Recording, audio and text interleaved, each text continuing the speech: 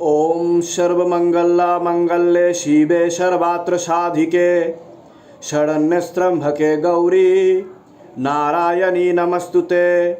सृष्टिस्थिति विनाशनं शक्तिभूते सनातनी गुणश्रये गुणामये नारायणी नमस्तुते। जा देवी सर्वभूतेषु शक्तिरूपेण संस्थिता नमस्तस्यै नमस्तस्यै नमस्तस्यै नमो नमः। ओम क्रीं क्रीं क्रीं हुं हुं ह्रीं ह्रीं दक्षिणा कालिकी क्रीं क्रीं क्रीं हुं हुं ह्रीं ह्रीं स्वाहा। ओम क्रीं क्रीं क्रीं हुं हुं ह्रीं ह्रीं दक्षिणा कालिकी क्रीं क्रीं क्रीं हुं हुं ह्रीं ह्रीं स्वाहा। ओम क्रीं क्रीं क्रीं हुं हुं ह्रीं ह्रीं दक्षिणा कालिकी क्रीं क्रीं क्रीं हुं हुं ह्रीं ह्रीं स्वाहा। তুমি মহালক্ষ্মী মহাকালী অষ্টভুজ চণ্ডী বিপত্তারিণী মা গো, তুমি জগজ্জননী বাগেশ্বরী শত্রুনাশিনী। মনোবাসনা পূর্ণ করো মা, সকলের মনোবাসনা পূর্ণ করো। ওম নমঃ শিবায় শান্তায় কারণত্রয় হেতুবে নিবেদয়ামি চত্তং নংতং গতি পরমেশ্বর। ওম নমঃ শিবায়, ওম নমঃ শিবায়, ওম নমঃ শিবায়। আজকের যে ভিডিওটা আমি বানাতে চলেছি সেটা খুব গুরুত্বপূর্ণ ভিডিও হতে চলেছে।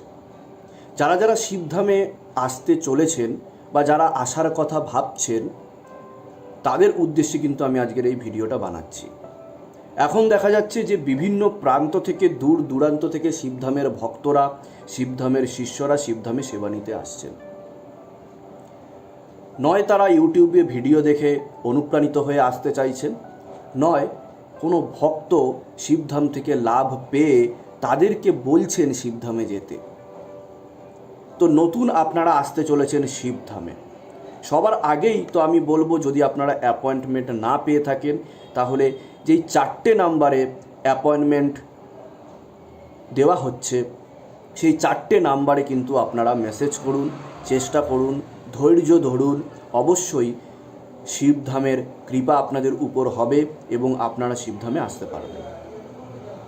সবার আগেই আমি বলবো, আমি বিভিন্ন কারণে ব্যস্ত থাকি, তাই আমার যে হোয়াটসঅ্যাপ নাম্বার আছে 9051187194 সেই নাম্বারে অ্যাপয়েন্টমেন্টের জন্য হোয়াটসঅ্যাপ না করাই ভালো, কারণ আমি খুব বিশেষ প্রয়োজনেই কিন্তু সেই নাম্বারটা একমাত্র খুলে থাকি, না হলে অন্যান্য সময় কিন্তু আমার পক্ষে সম্ভব হয়ে ওঠে না সেই নাম্বারটি খুলে আপনাদের সকলের মেসেজ দেখা এবং সেটা রিপ্লাই করা।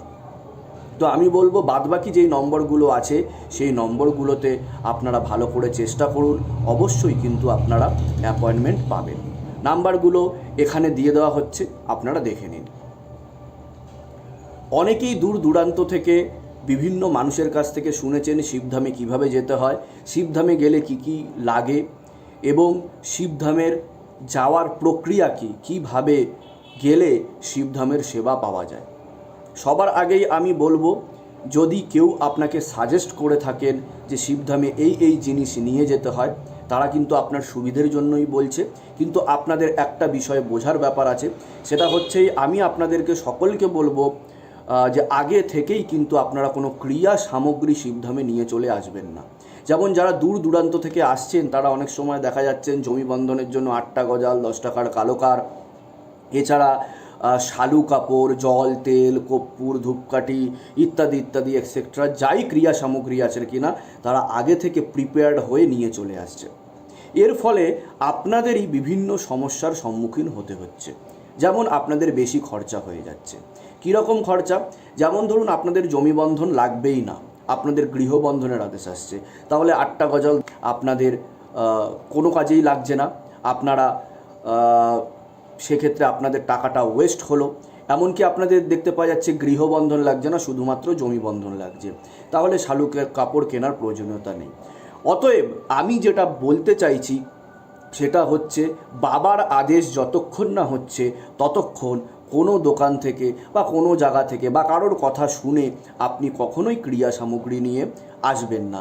এর ফলে হয়তো আপনি কারোর ভিডিও দেখেছেন, সেখানে বলা হয়েছে, আপনার সুবিধার্থেই বলা হয়েছে, কিন্তু পরবর্তীকালে আপনি কিন্তু সমস্যায় পড়ছেন। বিভিন্ন ভক্তরা এই সমস্যায় পড়েছেন। যাদের কর্মবন্ধন নেই তারাও কিন্তু শঙ্খগুলি হলুদ রঙের কার্ড নিয়ে চলে আসছে। যাদের তেল কর্পূরের প্রয়োজনীয়তা নেই তারাও কিন্তু তেল কর্পূর নিয়ে চলে আসছে। অতএব আমি একটাই কথা বলবো, আগে আপনারা শিবধামে আসুন। যারা অ্যাপয়েন্টমেন্ট পেয়েছেন তারা শিবধাম যেভাবে বলছে, যেভাবে গাইড দিচ্ছে সেভাবে ক্রিয়া করান এবং আপনাদের যা যা আদেশ আসছে তৎক্ষণাৎ আপনার প্রিপেয়ার্ড হয়ে আসুন জিনিসগুলো নেওয়ার। আশেপাশের যে কোনো জায়গা থেকে আপনাদের যেখানে মন চায় সেখান থেকে আপনারা নিয়ে নিতে পারবেন। তার ফলে আপনাদের কিছু বাচাত হবে, সংরক্ষণ হবে এবং বেশি টাকা পয়সা খরচা হবে না। তো আপনারা বুঝতে পারলেন আমি কি বলতে চাইলাম। যদি আপনাদের কিছু আনতেই হয় শিবধামে, আপনারা কেবলমাত্র পূজা সামগ্রী আনতে পারেন। পূজা সামগ্রীর মধ্যে যেরকম ধরুন ফুল আনতে পারেন, 5 রকমের ফল আনতে পারেন, মিষ্টি আনতে পারেন, পাতিলেবু লাগে, লেবু লাগে ক্রিয়ার জন্য, সেটা আনতে পারেন। তো এবং যদি আপনারা ধূপ মোমবাতি কিছু দিতে চান, যেগুলো আপনাদের মন চায় সেইগুলো পূজা সামগ্রী কেবল আপনারা নিয়ে আসতে পারেন, আপনারা অর্পণ করতে পারেন মহাদেব শিব শম্ভুকে এবং সর্বদেবদেবীকে। অবশ্যই তাতে আপনাদের কোনো সমস্যা তৈরি হবে না। সবার আগেই আমি যেই কথাটা দিয়ে আজকে শুরু করব সেটা হচ্ছে, এর আগে বহুবার আমি কিন্তু বলেছি যে ভগবান শ্রীকৃষ্ণ অর্জুনকে একটি কথা বলেছিলেন, খুব গুরুত্বপূর্ণ কথা। সেই কথাটাই কিন্তু আমি আপনাদেরকে বারবার মনে করাতে চাই। সেটা হচ্ছে, যিনি দৃঢ় প্রতিজ্ঞ নন তার বুদ্ধি বিভিন্ন শাখায় বিভক্ত থাকে। অর্থাৎ যার সংকল্প ঠিক নেই, যার লক্ষ্য স্থির না, যিনি ধীর না, যিনি ধৈর্য ধরতে পারেন না, তিনি কখনোই কিন্তু সফলতা পাবেন না, যতই চেষ্টা করুন না কেন। অনেকই শিষ্য ভক্ত শিবধামের পাগলেরা আছেন যারা আমাকে মেসেজ করছেন, কমেন্ট করছেন, বলছেন যে দাদা, গুরুজি, আমি আপনার থেকে দীক্ষা নিতে চাই। তো আমি একটাই কথা আপনাদেরকে বলবো যে আপনারা যদি আগে থেকে দীক্ষায় দীক্ষিত হয়ে থাকেন তাহলে আমি একটাই কথা বলবো, আপনি সেখানেই ধীর থাকুন, সেখানেই স্থির থাকুন। কারণ গন্তব্যে চলার পথ বিভিন্ন হতে পারে কিন্তু লক্ষ্য গন্তব্য কিন্তু একই। আপনার যদি কোনো গুরু থেকে থাকে, সেই গুরু কিন্তু অবশ্যই চেয়েছেন আপনি সেই ভগবানের লক্ষ্যেই পৌঁছন, যেই ভগবানের লক্ষ্যকে দেখাচ্ছে ভূতমুক্তি কেন্দ্র শিবধাম। অতএব গুরু একটি রাস্তা, একটি পথ। বারবার ধাম পরিবর্তন করে, বারবার গুরু পরিবর্তন করে ঈশ্বরের অপমান ছাড়া আর কিছুই হয় না। অতএব আপনারা যদি দীক্ষা নিতে চান তো একবারের জায়গায় 10 বার ভাবুন, কিন্তু বারবার ধাম পরিবর্তন করবেন না, বারবার মন্দির পরিবর্তন করবেন না, বারবার গুরু পরিবর্তন করবেন না। অবশ্যই শিবধামের দরজা সকল ভক্ত, সকল শিষ্যদের জন্য সর্বত্র খোলা আছে। অবশ্যই আপনারা কিন্তু শিবধামে সেবা পাবেন।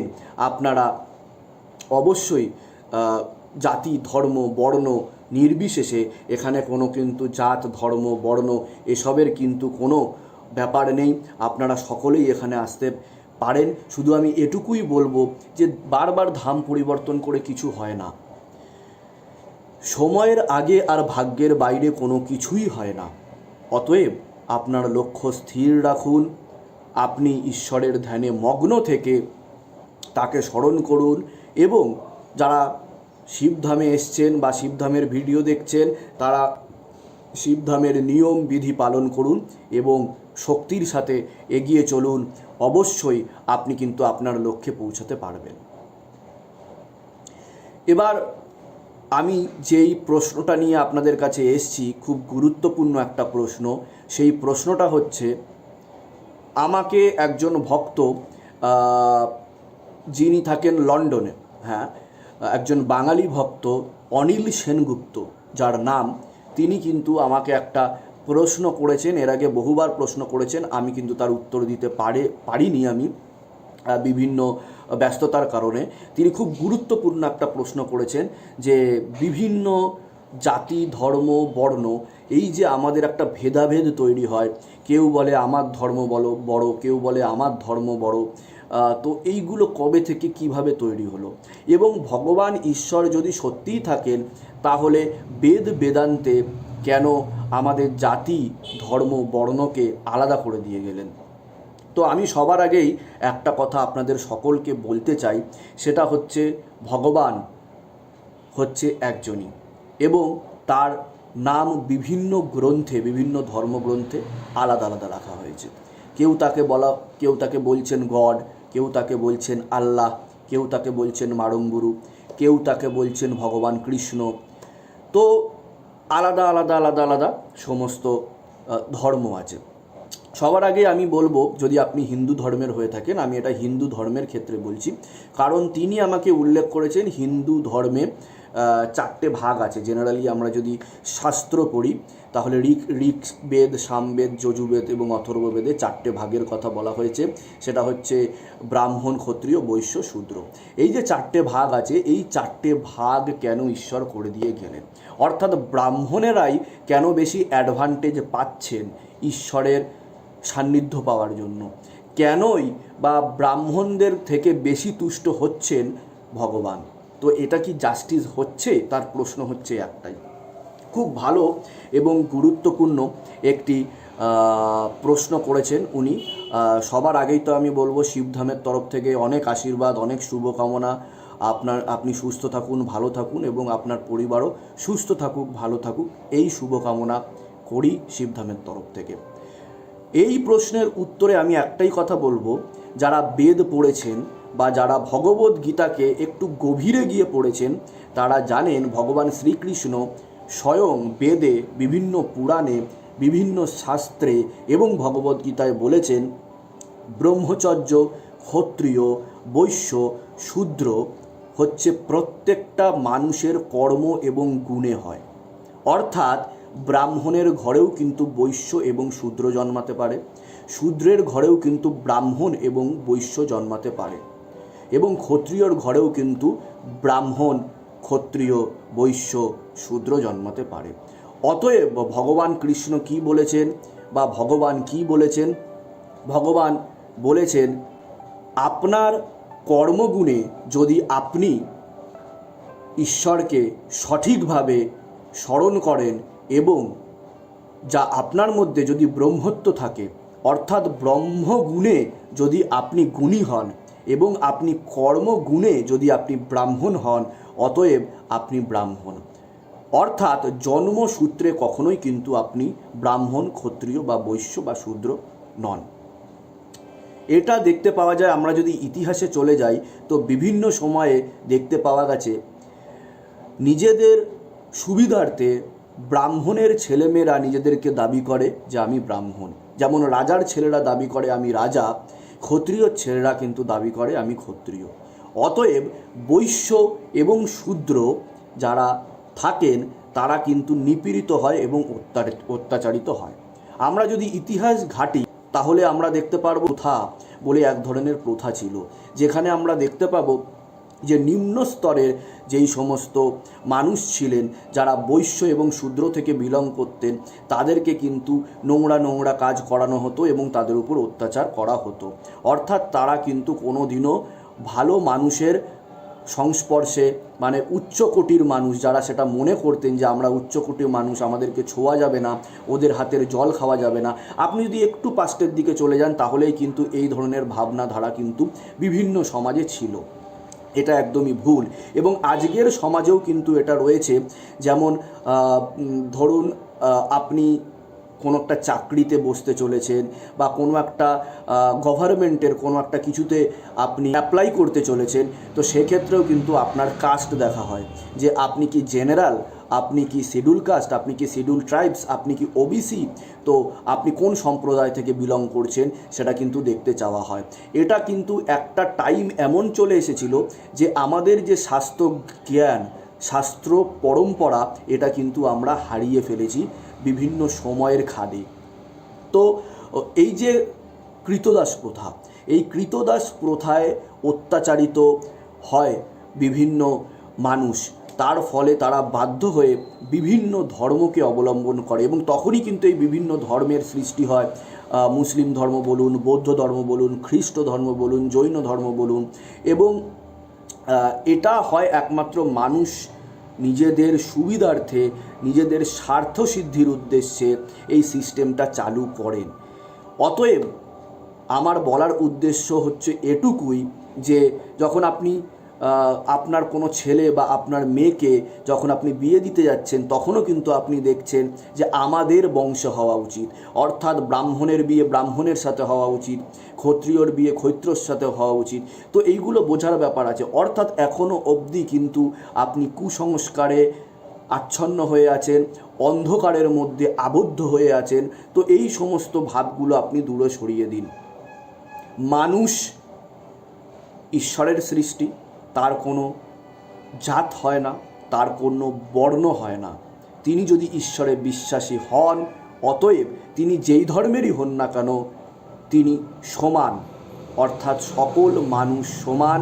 এর মধ্যে কোনো ভেদ বুদ্ধি বিভেদ বুদ্ধি যেগুলো তৈরি করা হয়েছে সেগুলো ঈশ্বর কখনোই তৈরি করেন না, কারণ ঈশ্বরের কাছে সকলে সমান, সবাই সমান।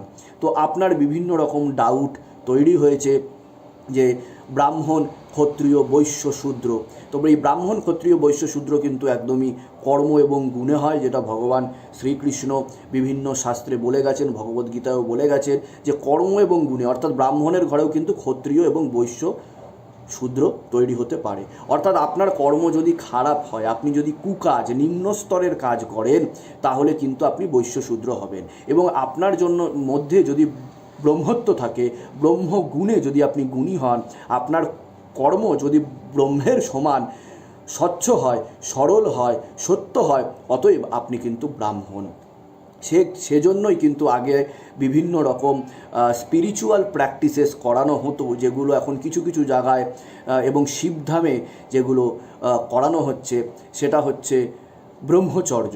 ব্রহ্মচর্য হচ্ছে কতগুলো নিয়ম এবং বিধি আছে, যেটা আমাদের মধ্যে ব্রহ্মত্বকে জাগাতে হবে, তবেই কিন্তু আমরা ব্রাহ্মণ হতে পারবো। শুধুমাত্র জন্মসূত্রে জন্মেই আমরা পৈতে ধারণ করে নিলাম, এইদিকে নোংরা স্তরের নোংরামি এবং খারাপ কাজ করছি, তাহলে কিন্তু কখনোই আমরা ব্রাহ্মণ নই। আবার অপরদিকে বৈশ্য এবং শূদ্র ঘরেও কিন্তু ব্রাহ্মণের জন্ম হতে পারে, যদি তার কর্ম এবং গুণ সৎ হয়। 2 নম্বর প্রশ্ন আমাকে যিনি করেছেন তিনি থাকেন দুবাইতে, তিনি নিজেও বাঙালি, ওনার নাম হচ্ছে শ্রাবণী হালদার। উনি কর্মসূত্রে দুবাইতে থাকেন। উনি বলেছেন যে ভগবানকে পেতে হলে, ভগবানকে স্মরণ করতে হলে, স্পিরিচুয়াল প্র্যাকটিস করতে হলে, সাধনা তপস্যা করতে হলে এবং ভগবানের দিকে এগিয়ে যেতে হলে কী ধরনের লাইফস্টাইল মেনটেন করা উচিত।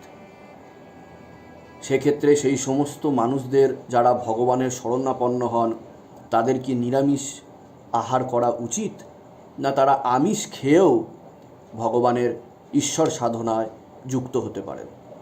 সবার আগে আমি একটাই কথা বলবো, ভগবান সবথেকে বেশি যে যোগের উপর গুরুত্ব দিয়েছেন বা যে অধ্যায়ের উপর গুরুত্ব দিয়েছেন সেটা হচ্ছে কর্ম অধ্যায়। এই কর্মের মধ্যে সবথেকে গুরুত্বপূর্ণ কর্ম হচ্ছে খাওয়া। অর্থাৎ আপনার জীবন ধারণের জন্য আপনি যে খাচ্ছেন সেটাই হচ্ছে আপনার কর্মের মধ্যে পড়ে যাচ্ছে।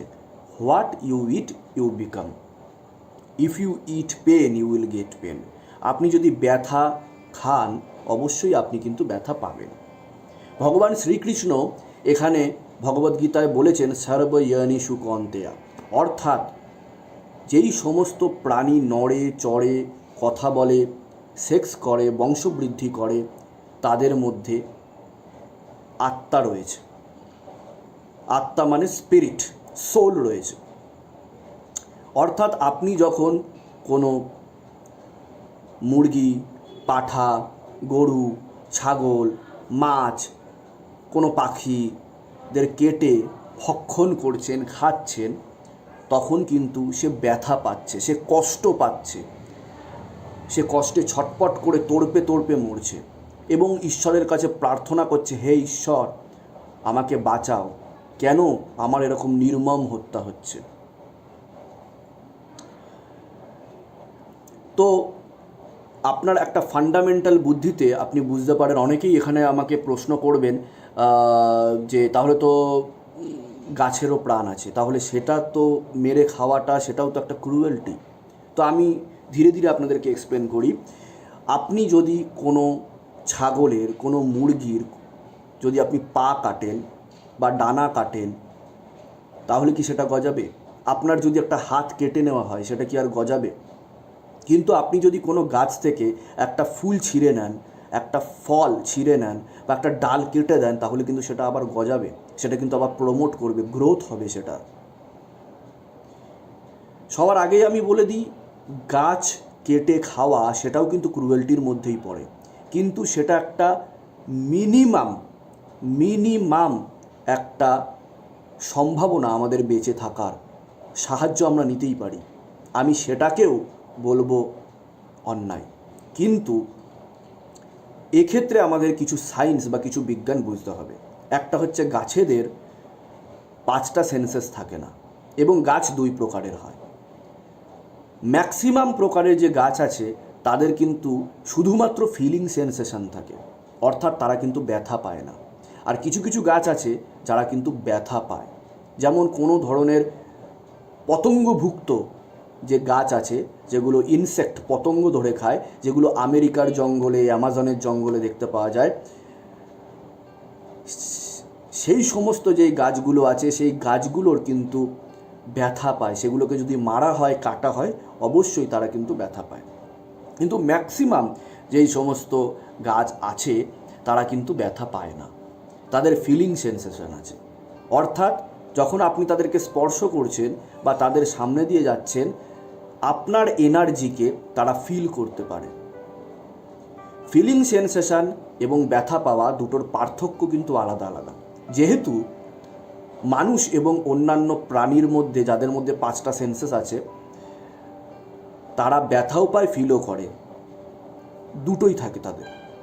যেমন আপনার শরীরের উপর কোনো মাছি, কোনো পোকা বা কোনো মশা বসছে, সেটাকে বলে ফিলিং সেন্সেশন। যখন সেটা আপনাকে কামড়াচ্ছে, ইট উইল পেনফুল, এটা আপনাকে ব্যথা দিচ্ছে, সেটাকে বলে ব্যথা। অর্থাৎ ফিলিং সেন্সেশন এবং ব্যথা দুটো কিন্তু আলাদা, you have to understand that. তো ঠিক সেরকমই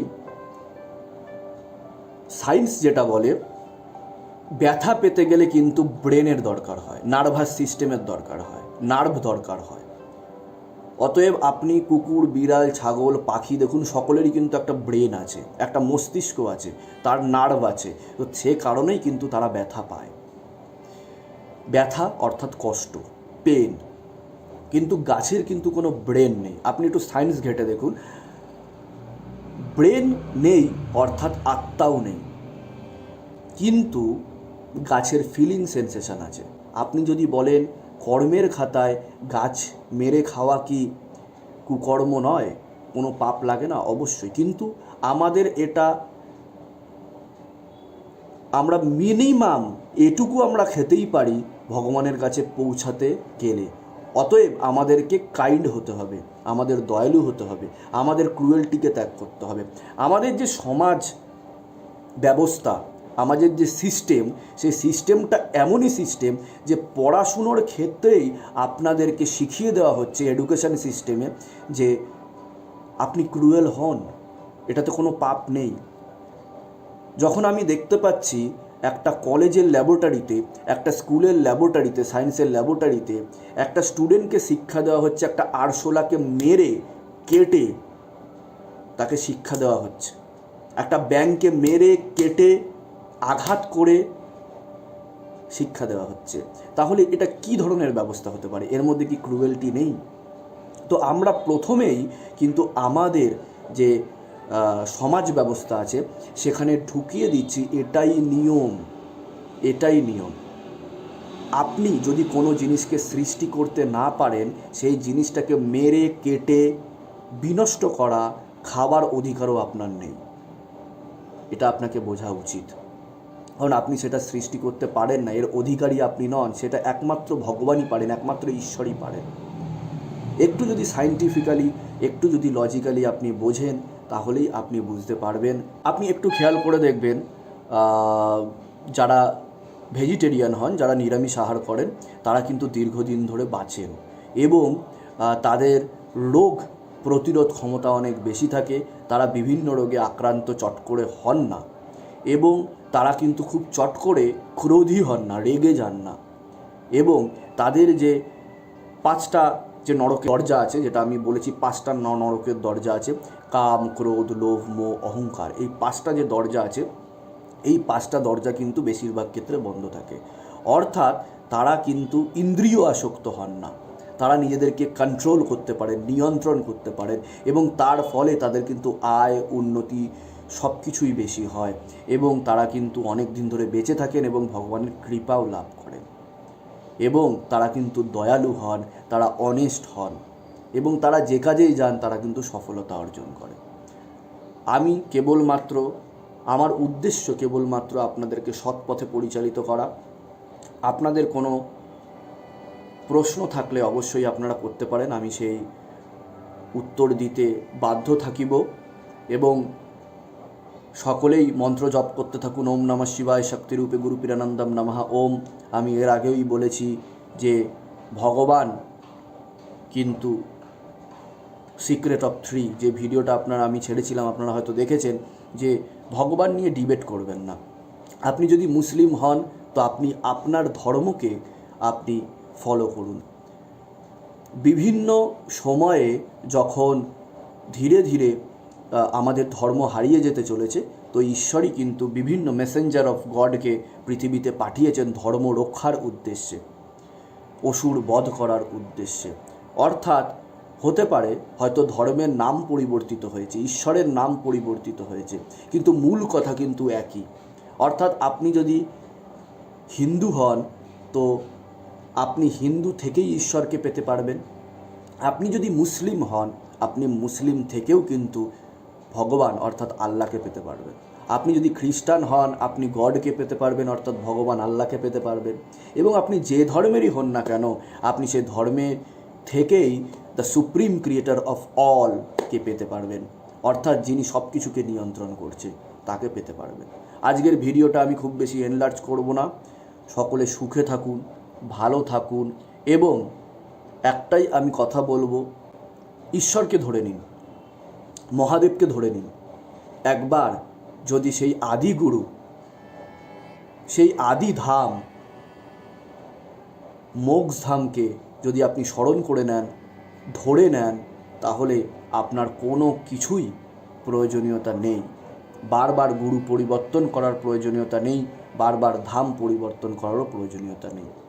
আপনি নিজের সিদ্ধান্তে অটল থাকুন, আপনি নিজের লক্ষ্যে অটল থাকুন, এবং এগিয়ে চলুন ভক্তির সাথে।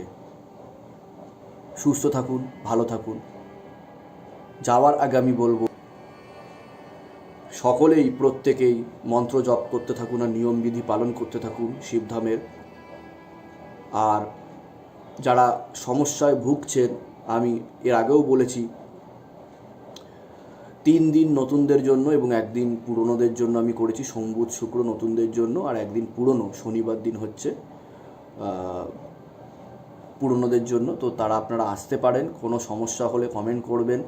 আর ভূত মুক্তিকেন্দ্র শিবধামে এখন গুগল ম্যাপের কোনো সমস্যা হচ্ছে না।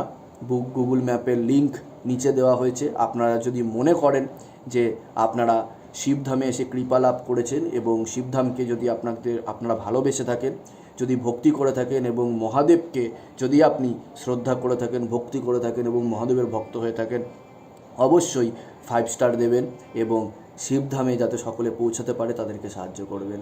সুস্থ থাকুন, ভালো থাকুন, জপ করতে থাকুন। ওম নমঃ শিবায় শক্তিরূপে গুরুপিরানন্দম নমঃ ওম। ওম নমঃ শিবায়, ওম নমঃ শিবায়, ওম নমঃ শিবায়।